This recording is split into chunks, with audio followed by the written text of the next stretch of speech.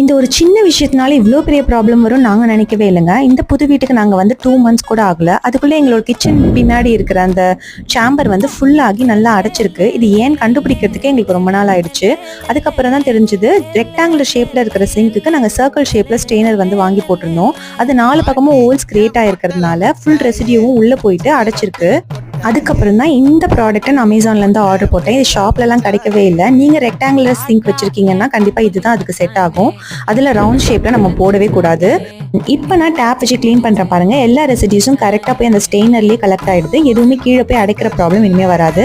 சில train expert பவுடர்லாம் கூட அங்கே யூஸ் பண்ணி பார்த்தோம். ஆனால் அதெல்லாம் ஒர்க் அவுட்டே ஆகலை. இது மட்டும்தான் பர்ஃபெக்டாக எங்களுக்கு ஒர்க் அவுட். அண்ட் இந்த டேப் பற்றி சில பேர் கேட்டிருந்தீங்க. மேலே இருக்கிறது வந்து பாஸ் பட்டன் அண்ட் கீழே இருக்கிறது வந்து நம்ம ஸ்விட்ச் பண்ணும்போது நம்மளுக்கு ஷவர் மோடும் டேப் மோடும் மாற்றி மாற்றி வச்சுக்க முடியும்.